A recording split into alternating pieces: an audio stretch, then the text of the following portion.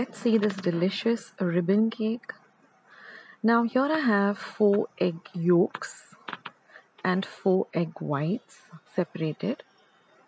This is 250 grams or quarter kilo or quarter kg of flour, plain flour or all-purpose flour or maida. This is 250 grams of powdered sugar, which I'm just going to grind to a very fine powder in my mixer. This is 1 teaspoon each of vanilla essence and of baking powder. Next we have 100 grams of butter at room temperature and 1/4 cup of drinking soda. That is the soda that you get, which you can make lemonade with or just plain drinking soda. So I'm going to start by beating the egg whites till they're nice and fluffy and stiff.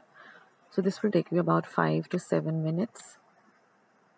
With an electric mixer, it might take a little longer with a normal hand mixer. Now to another bowl, I'm going to add the egg yolks and I'm going to add half of the powdered sugar first, and I'm just going to whisk the mixture well.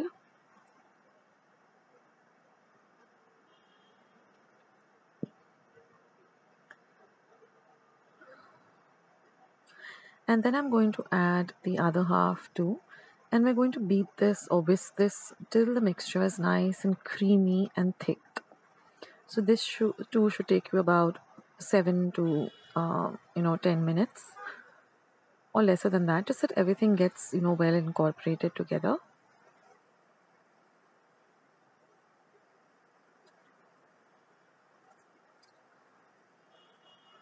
So beat this mixture really well or whisk it really well.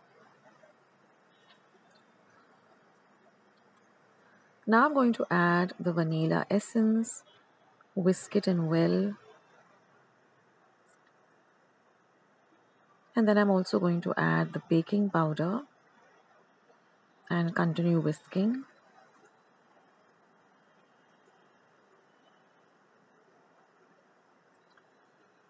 Now I'm going to add the butter.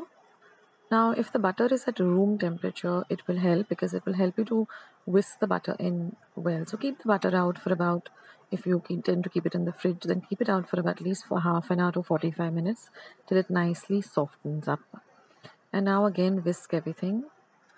The reason we are whisking everything is we want everything to really get well mixed up together or well incorporated. And now we're going to add the beaten whites, the nice fluffy beaten up whites. Again whisk it. This will make our cake very nice and light and airy and delicious as well. And we just have one more ingredient to complete our cake batter, and that is the drinking soda.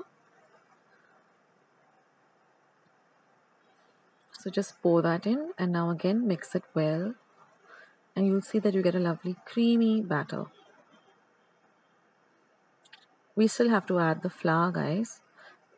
So first mix this mixture well, and then we just have to add our plain flour.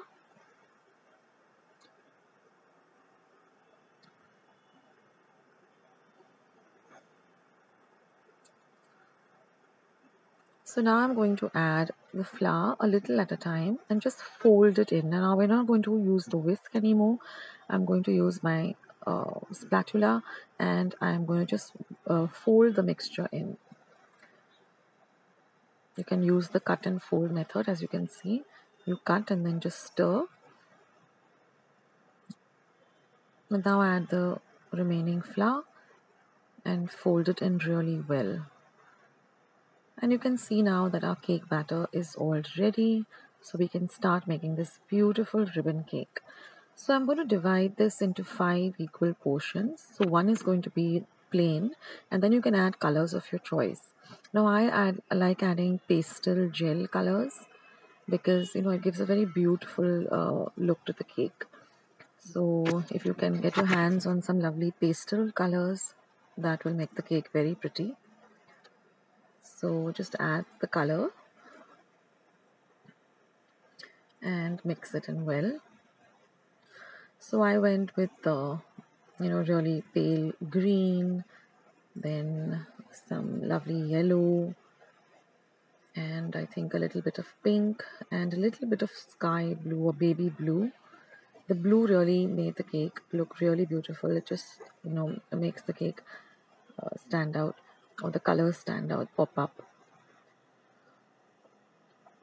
So the pink is a little bit bright, but it complements the other paler shades.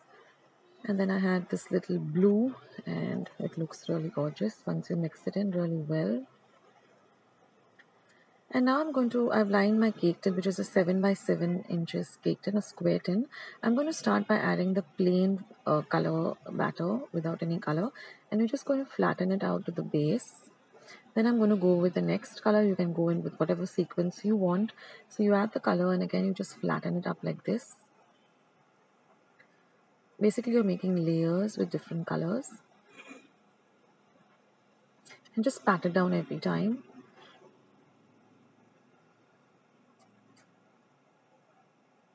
And don't forget to preheat your oven at this time to 180 degrees Celsius or 356 degrees Fahrenheit for about 10 minutes. And once you've added all the layers, you're just going to smoothen up the cake, the top layer.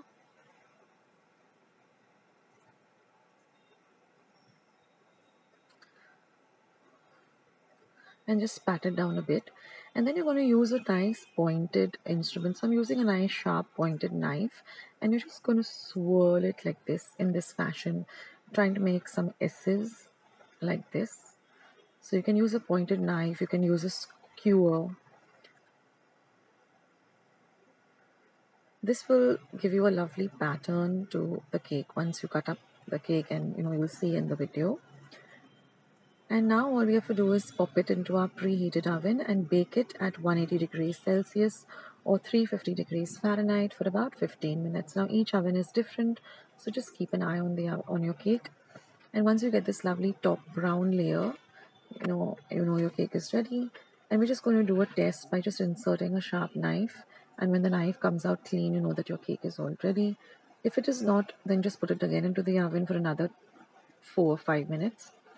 And now let the cake completely cool down before you demold it. That's very important. Don't be in a hurry to cut the cake up. And then you can just take out the parchment paper and cut it up into half like this. And then you'll see the beautiful design that the cake has got. It's just lovely.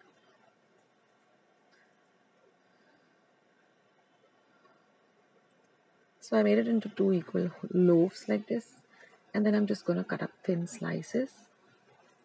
And what I love about this cake is that no two slices look the same. Each slice has a different pattern, a different color combination, so that's really nice. And the cake is delicious too. It's nice and light and airy. So I hope you give this recipe a try.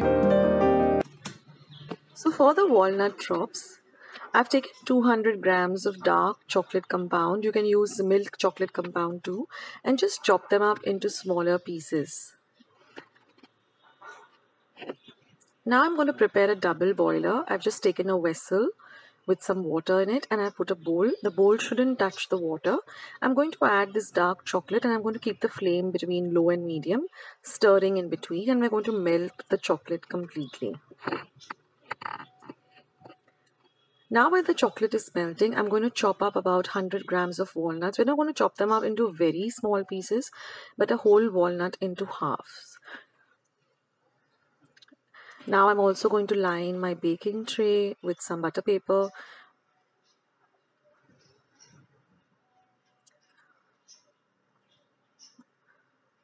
We're not going to do any baking, but this is just for setting the walnut drops.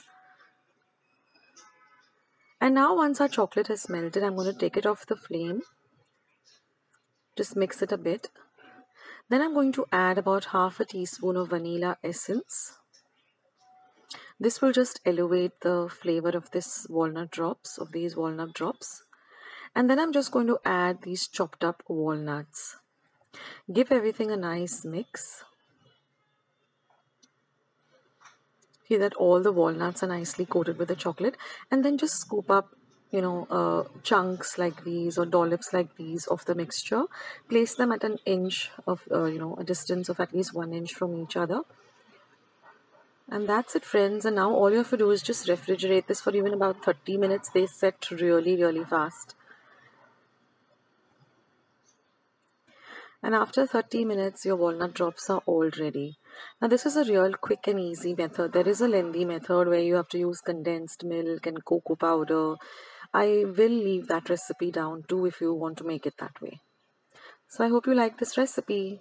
It's really delicious and it will really make your Christmas tree look even more beautiful. So I hope you give this recipe a try.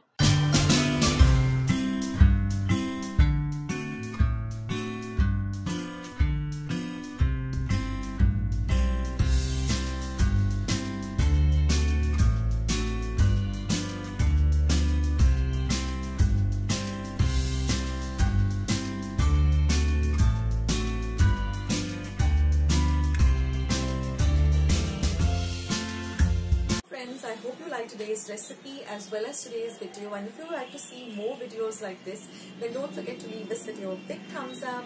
Also by clicking the thumbs up icon. Also don't forget to subscribe to my channel and become a part of Akshata's recipes. Once you have subscribed, there is a small little bell icon that will pop up, so just click on that. That way whenever I put up a new recipe or a new video, you get a message for the same.